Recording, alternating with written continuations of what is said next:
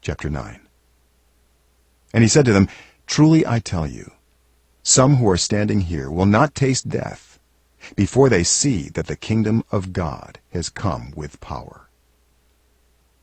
After 6 days, Jesus took Peter, James, and John with him and led them up a high mountain where they were all alone.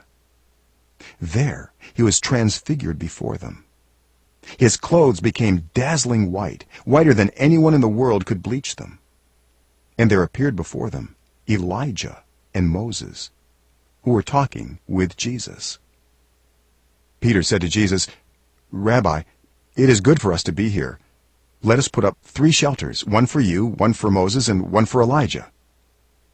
He did not know what to say. They were so frightened. Then a cloud appeared and covered them. And a voice came from the cloud, "This is my Son, whom I love. Listen to him." Suddenly, when they looked around, they no longer saw anyone with them, except Jesus. As they were coming down the mountain, Jesus gave them orders not to tell anyone what they had seen until the Son of Man had risen from the dead. They kept the matter to themselves, discussing what rising from the dead meant. And they asked him, "Why do the teachers of the law say that Elijah must come first?" Jesus replied, "To be sure, Elijah does come first and restores all things. Why then is it written that the Son of Man must suffer much and be rejected? But I tell you, Elijah has come, and they have done to him everything they wished, just as it is written about him." When they came to the other disciples, they saw a large crowd around them, and the teachers of the law arguing with them. As soon as all the people saw Jesus, they were overwhelmed with wonder and ran to greet him. "What are you arguing with them about?" he asked. A man in the crowd answered, "Teacher, I brought you my son, who is possessed by a spirit that has robbed him of speech. Whenever it seizes him, it throws him to the ground. He foams at the mouth, gnashes his teeth, and becomes rigid. I asked your disciples to drive out the spirit, but they could not." "You unbelieving generation," Jesus replied, "how long shall I stay with you? How long shall I put up with you? Bring the boy to me." So they brought him. When the spirit saw Jesus, it immediately threw the boy into a convulsion. He fell to the ground and rolled around, foaming at the mouth. Jesus asked the boy's father, "How long has he been like this?" "From childhood," he answered. "It has often thrown him into fire or water to kill him. But if you can do anything, take pity on us and help us." "If you can," said Jesus, "everything is possible for one who believes." Immediately the boy's father exclaimed, "I do believe. Help me overcome my unbelief." When Jesus saw that a crowd was running to the scene, he rebuked the impure spirit. "You deaf and mute spirit," he said, "I command you, come out of him and never enter him again." The spirit shrieked, convulsed him violently, and came out. The boy looked so much like a corpse that many said, "He's dead." But Jesus took him by the hand and lifted him to his feet, and he stood up. After Jesus had gone indoors, his disciples asked him privately, "Why couldn't we drive it out?"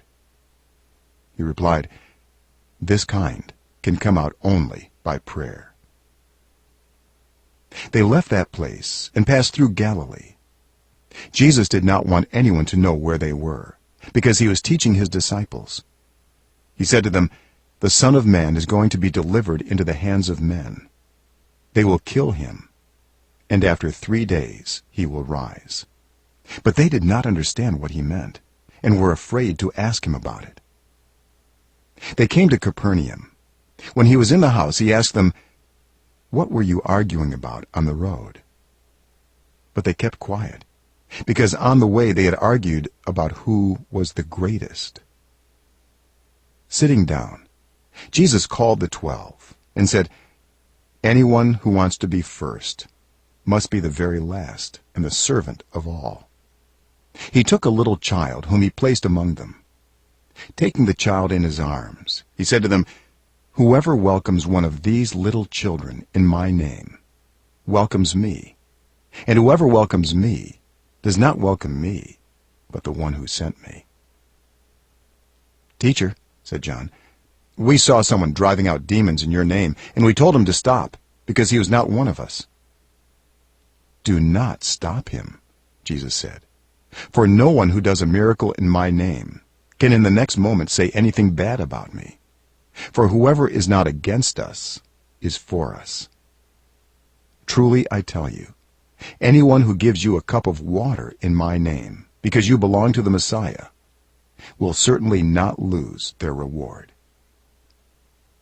If anyone causes one of these little ones, those who believe in me, to stumble, it would be better for them if a large millstone were hung around their neck and they were thrown into the sea.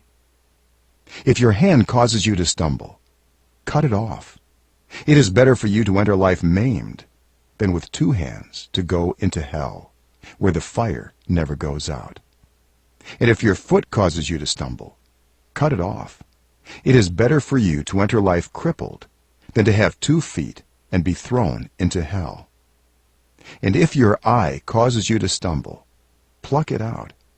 It is better for you to enter the kingdom of God with 1 eye than to have 2 eyes and be thrown into hell, where the worms that eat them do not die, and the fire is not quenched. Everyone will be salted with fire. Salt is good, but if it loses its saltiness, how can you make it salty again?